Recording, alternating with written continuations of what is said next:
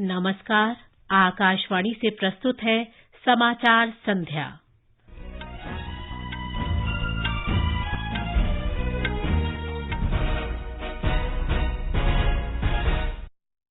प्रधानमंत्री नरेंद्र मोदी ने ऑस्ट्रेलिया के मुख्य कार्यकारी अधिकारियों को भारत में विभिन्न क्षेत्रों में निवेश के व्यापक अवसरों का लाभ उठाने के लिए आमंत्रित किया।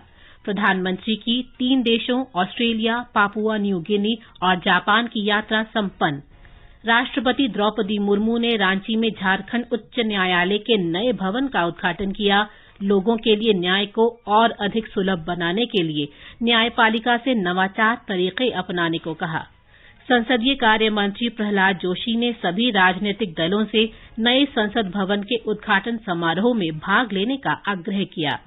श्रीनगर में G20 पर्यटन समूह की तीसरी बैठक सफलतापूर्वक संपन्न। मौसम विभाग ने उत्तर पश्चिम भारत में शुक्रवार तक तेज वर्षा का अनुमान व्यक्त किया और IPL क्रिकेट में चेन्नई में एलिमिनेटर मुकाबले में मुंबई इंडियंस और लखनऊ सुपर जायंट्स के बीच मैच जारी। समाचार संध्या के साथ मैं प्रियंका अरोड़ा। प्रधानमंत्री नरेंद्र मोदी ने आज सिडनी में ऑस्ट्रेलिया की कंपनियों के शीर्ष मुख्य कार्यकारी अधिकारियों के साथ बातचीत की। गोलमेज बैठक के दौरान प्रधानमंत्री ने भारत में कारोबार सुगम बनाने और आर्थिक विकास को प्रोत्साहन देने के लिए किए गए महत्वपूर्ण आर्थिक सुधारों और योजनाओं का उल्लेख किया। उन्होंने ऑस्ट्रेलिया के मुख्य कार्यकारी अधिकारियों से भारतीय कारोबारियों के साथ साझेदारी करने का अनुरोध भी किया। बैठक के दौरान श्री मोदी ने मुख्य कार्यकारी अधिकारियों को भारत में डिजिटल बुनियादी ढांचा, सूचना प्रौद्योगिकी, फिनटेक, सेमीकंडक्टर, नवीकरणीय ऊर्जा, शिक्षा, स्वास्थ्य देखभाल और कृषि सहित विभिन्न क्षेत्रों में निवेश संभावनाओं का लाभ उठाने के लिए आमंत्रित भी किया। प्रधानमंत्री 3 देशों जापान, पापुआ न्यू गिनी और ऑस्ट्रेलिया की यात्रा के समापन के बाद नई दिल्ली के लिए रवाना हो गए हैं। राष्ट्रपति द्रौपदी मुर्मू ने झारखंड उच्च न्यायालय के नए भवन का उद्घाटन किया है।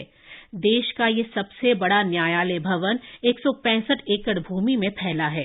पर्यावरण अनुकूल झारखंड का नया उच्च न्यायालय भवन किफायती ऊर्जा प्रणाली से युक्त है। इस अवसर पर राष्ट्रपति ने कहा कि न्यायपालिका को न्याय के लिए लोगों की सुगमता बढ़ाने के लिए और नवाचारी तरीके तलाशने चाहिए।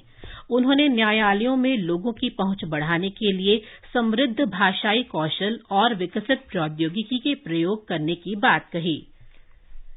राष्ट्रपति कल झारखंड के खूंटी जिले में एक सम्मेलन में महिलाओं के स्व सहायता समूहों से बातचीत करेंगी। इस सम्मेलन का आयोजन जनजातीय कार्य मंत्रालय के तहत भारतीय जनजातीय सहकारी विपणन विकास परिसंघ और राष्ट्रीय अनुसूचित जनजाति वित्त तथा विकास निगम ने किया है। इस सम्मेलन का मुख्य उद्देश्य महिला स्व सहायता समूहों और अन्य छोटे उद्यमियों को प्रोत्साहित करने पर ध्यान केंद्रित करना है। संसदीय कार्य मंत्री प्रहलाद जोशी ने सभी राजनीतिक दलों से नए संसद भवन के उद्घाटन समारोह में भाग लेने का अनुरोध किया है। प्रधानमंत्री नरेंद्र मोदी 28 मई को नवनिर्मित संसद भवन राष्ट्र को समर्पित करेंगे। आज नई दिल्ली में मीडिया से बातचीत में श्री जोशी ने कई विपक्षी दलों के उद्घाटन समारोह में शामिल न होने की घोषणा पर नाराजगी व्यक्त की। उन्होंने कहा ये एक ऐतिहासिक कार्यक्रम है और राजनीति करने का ये समय नहीं है। मैं कहना चाहता हूं, पहले तो हिस्टोरिकल इवेंट है, सब में पॉलिटिक्स करना ठीक नहीं है। This is not good, this is not the time of politics.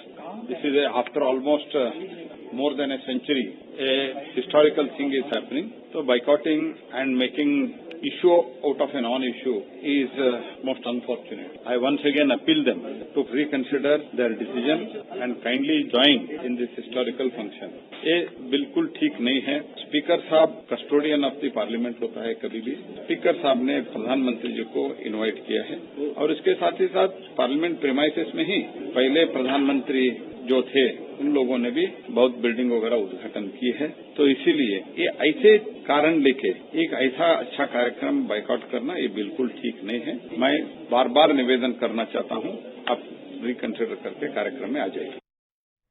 गृह मंत्री ने कहा है कि नया संसद भवन आत्मनिर्भर भारत का प्रतीक है और ये सभी भारतीयों की आशाओं आकांक्षाओं को पूरा करने का केंद्र होगा। श्री शाह ने कहा कि ये देश की सांस्कृतिक विरासत, इतिहास, परंपरा और सभ्यता को नए भारत से जोड़ने का अनुकरणीय पल है।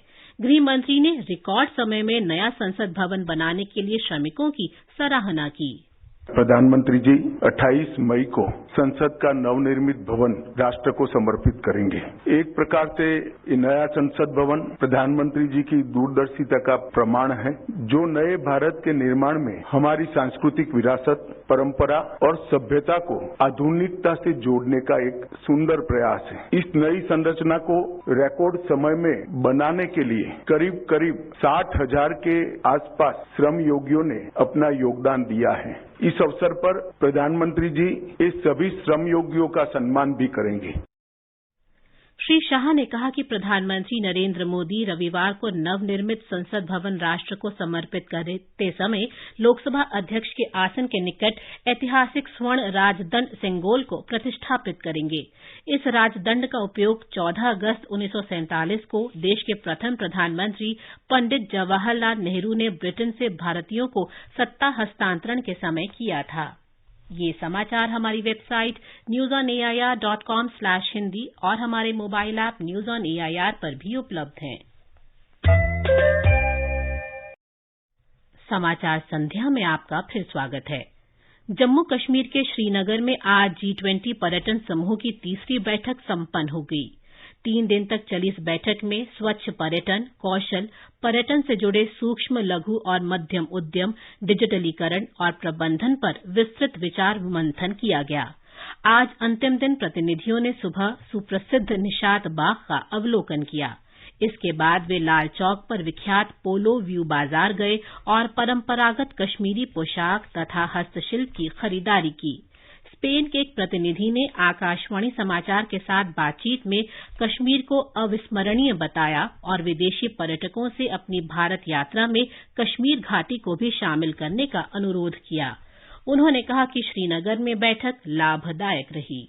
I understand that Kashmir is a place of success in terms of tourism, and the India government has a very good plan for international tourists to come to this area. And I think the region, Kashmir itself, has everything you need. It's been a wonderful holiday. आपदा जोखिम कम करने संबंधी कार्य समूह की दूसरी बैठक का आज मुंबई में औपचारिक उद्घाटन किया गया।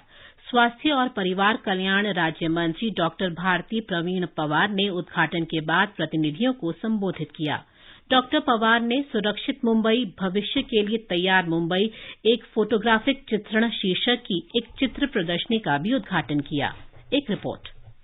आज तकनीकी सत्र के दौरान G20 प्रतिनिधियों ने अगले 3 वर्षों के लिए आपदा जोखिम न्यूनीकरण कार्य समूह के रोड मैप पर चर्चा की। तकनीकी सत्रों में प्रारंभिक चेतावनी और प्रारंभिक कार्रवाई का वित्तपोषण, लचीले बुनियादी ढांचे का वित्तपोषण, बेहतर निर्माण और DRR में समुदाय की भूमिका जैसे विभिन्न विषयों पर विचार विमर्श किया गया। निजी क्षेत्र के प्रतिनिधियों के साथ आपदा जोखिम न्यूनीकरण के वित्तपोषण पर एक राउंड टेबल आयोजित किया गया। इंफ्रास्ट्रक्चर रिस्क असेसमेंट टूल्स और डेटा प्लेटफॉर्म पर एक संगोष्ठी भी आयोजित की गई। प्रार्थना, आकाशवाणी समाचार, मुंबई।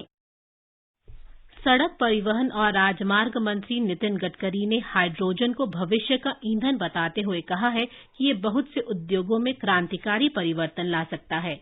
नई दिल्ली में भारतीय उद्योग परिसंघ के वार्षिक सत्र में उन्होंने मिशन हाइड्रोजन को प्राथमिकता देने के लिए उद्योगों का आह्वान किया। श्री गडकरी ने रसायन, इस्पात और दवा उद्योग जैसे क्षेत्रों में इसकी संभावनाओं का उल्लेख किया। श्री गडकरी ने सड़क किनारे की मूलभूत संरचनाओं को बढ़ाने के लिए औद्योगिक क्लस्टर और लॉजिस्टिक पार्कों को विकसित करने की सरकार की वचनबद्धता का भी उल्लेख किया। आकाशवाणी का समाचार सेवा प्रभाग आज अपने साप्ताहिक कार्यक्रम चर्चा का विषय है में नए संसद भवन के उद्घाटन पर चर्चा प्रसारित करेगा। इसे रात 9:30 बजे से आकाशवाणी के FM गोल्ड चैनल और अतिरिक्त मीटरों पर सुना जा सकेगा। मौसम विभाग ने 26 मई तक सक्रिय पश्चिमी विक्षोभ के कारण आज और कल उत्तर पश्चिम भारत में तेज वर्षा की संभावना व्यक्त की है। पश्चिमी हिमालयी क्षेत्र में अधिकांश स्थानों पर गरज और तेज हवाओं के साथ मध्यम वर्षा हो सकती है। मौसम विभाग ने कहा है कि 26 मई तक उत्तर पश्चिम देश के मैदानी इलाकों में कई स्थानों पर कहीं-कहीं तेज हवाएं चलने के साथ बौछारें भी पड़ सकती हैं। मौसम विभाग ने आज हिमाचल प्रदेश, उत्तराखंड, पंजाब, हरियाणा, चंडीगढ़ और पूर्वोत्तर राजस्थान में अलग अलग स्थानों पर तेज वर्षा तथा कल उत्तराखंड, पंजाब, हरियाणा, चंडीगढ़, पश्चिम उत्तर प्रदेश में मध्यम से तेज वर्षा की उम्मीद जताई है। उत्तराखंड, पंजाब, हरियाणा, चंडीगढ़, दिल्ली में अलग अलग स्थानों पर ओलावृष्टि की संभावना है। ये समाचार हमारी वेबसाइट newsonair.com/hindi और हमारे mobile app news on AIR पर भी उपलब्ध हैं। ये आकाशवाणी है। आईपीएल क्रिकेट में आज चेन्नई के एमए चिदम्बरम स्टेडियम में एलिमिनेटर मुकाबले में मुंबई इंडियंस और लखनऊ सुपर जायंट्स के बीच मैच जारी है। मुंबई इंडियंस ने टॉस जीतकर पहले बल्लेबाजी करते हुए ताजा समाचार मिलने तक 16 ओवर में 4 विकेट पर 141 रन बना लिए हैं। आज जीतने वाली टीम का मुकाबला दूसरे क्वालीफायर मैच में शुक्रवार को अहमदाबाद में नरेंद्र मोदी स्टेडियम में गुजरात टाइटंस से होगा। प्रधानमंत्री कल शाम वीडियो कॉन्फ्रेंस के जरिए खेलो इंडिया यूनिवर्सिटी गेम्स 2022 की औपचारिक शुरुआत करेंगे। केंद्रीय खेल मंत्री अनुराग सिंह ठाकुर और उत्तर प्रदेश के मुख्यमंत्री योगी आदित्यनाथ उद्घाटन कार्यक्रम में उपस्थित रहेंगे। इस वर्ष तीसरे खेलो इंडिया यूनिवर्सिटी गेम्स का आयोजन 3 जून तक उत्तर प्रदेश में किया जा रहा है। प्रधानमंत्री नरेंद्र मोदी के नेतृत्व में केंद्र सरकार इस महीने अपने कार्यकाल के 9 साल पूरे करने जा रही है। आकाशवाणी समाचार इन वर्षों में सरकार की उपलब्धियों के बारे में विशेष श्रृंखला प्रसारित कर रहा है। आज हम बात कर रहे हैं एक भारत श्रेष्ठ भारत योजना की। इस योजना के अंतर्गत छत्तीसगढ़ और गुजरात पुलिसकर्मियों ने एक दूसरे के राज्यों का दौरा कर कार्यप्रणाली को समझा है। एक भारत श्रेष्ठ भारत योजना के तहत हाल ही में छत्तीसगढ़ राज्य के 15 पुलिसकर्मियों ने गुजरात का दौरा किया। वहीं गुजरात के 15 पुलिसकर्मी छत्तीसगढ़ के दौरे पर पहुंचे। इस दौरान इन पुलिसकर्मियों ने विभिन्न थानों में जाकर उस राज्य की कार्यप्रणाली के बारे में जानकारी हासिल करने के साथ ही अपनी कार्यप्रणाली भी स्थानीय पुलिस के साथ साझा की। इन पुलिसकर्मियों ने विभिन्न शहरों के थानों में अपराध पंजीयन और अपराध की जांच की तकनीक के बारे में भी जानकारी हासिल की। गुजरात सरकार और छत्तीसगढ़ सरकार के बीच में पुलिस प्रशासन की कार्यप्रणाली को समझने के लिए इस बारे में एक समझौता हुआ है। इससे न सिर्फ दोनों राज्यों की पुलिस के बीच तालमेल बेहतर होगा, बल्कि एक दूसरे की कार्यप्रणाली की अच्छी बातों को समझकर अपनी कार्यप्रणाली में सुधार करने का भी अवसर मिलेगा। विकल्प शुक्ला, आकाशवाणी समाचार, रायपुर। प्रधानमंत्री नरेंद्र मोदी कल वीडियो कॉन्फ्रेंस के माध्यम से देहरादून से दिल्ली के बीच वंदे भारत एक्सप्रेस रेलगाड़ी को हरी झंडी दिखाएंगे। उत्तराखंड के लिए ये पहली वंदे भारत रेलगाड़ी होगी। ये रेलगाड़ी स्वदेश निर्मित है और इसमें कवच प्रौद्योगिकी सहित अत्याधुनिक सुरक्षा तकनीक का प्रयोग किया गया है। महाराष्ट्र के मुख्यमंत्री एकनाथ शिंदे ने कहा है कि सरकार किसानों को बीज और उर्वरकों की पर्याप्त आपूर्ति सुनिश्चित करेगी। श्री शिंदे ने संवाददाताओं को बताया कि अगर बैंक किसानों के समर्थन में निर्णय नहीं लेते हैं तो उन पर कार्रवाई की जाएगी। श्री शिंदे ने कहा कि आगामी खरीफ मौसम के लिए सभी विभाग पूरी तरह से तैयार हैं। और अब आर्थिक जगत की खबरों के साथ निखिल कुमार। बंबई शेयर बाजार का सेंसेक्स आज 208 अंक लुढ़ककर 61,774 पर बंद हुआ। नेशनल स्टॉक एक्सचेंज का निफ्टी 63 अंकों की सुस्ती के साथ 18,285 पर बंद हुआ। अंतर बैंकिंग विदेशी मुद्रा बाजार में रुपया आज डॉलर के मुकाबले 82 रुपये 67 पैसे प्रति डॉलर के स्तर पर पहुंच गया और अंतर्राष्ट्रीय बाजार में ब्रेंट कच्चे तेल का मूल्य 1% से अधिक बढ़कर $78 प्रति बैरल पर था। अंत में मुख्य समाचार एक बार फिर। प्रधानमंत्री नरेंद्र मोदी ने ऑस्ट्रेलिया के मुख्य कार्यकारी अधिकारियों को भारत में विभिन्न क्षेत्रों में निवेश के व्यापक अवसरों का लाभ उठाने के लिए आमंत्रित किया। प्रधानमंत्री की 3 देशों ऑस्ट्रेलिया, पापुआ न्यू गिनी और जापान की यात्रा संपन्न। राष्ट्रपति द्रौपदी मुर्मू ने रांची में झारखंड उच्च न्यायालय के नए भवन का उद्घाटन किया। लोगों के लिए न्याय को और अधिक सुलभ बनाने के लिए न्यायपालिका से नवाचार तरीके अपनाने को कहा। संसदीय कार्य मंत्री प्रहलाद जोशी ने सभी राजनीतिक दलों से नए संसद भवन के उद्घाटन समारोह में भाग लेने का अनुरोध किया और श्रीनगर में G20 पर्यटन समूह की तीसरी बैठक संपन्न। इसके साथ ही समाचार संध्या का ये अंक समाप्त हुआ। नमस्कार।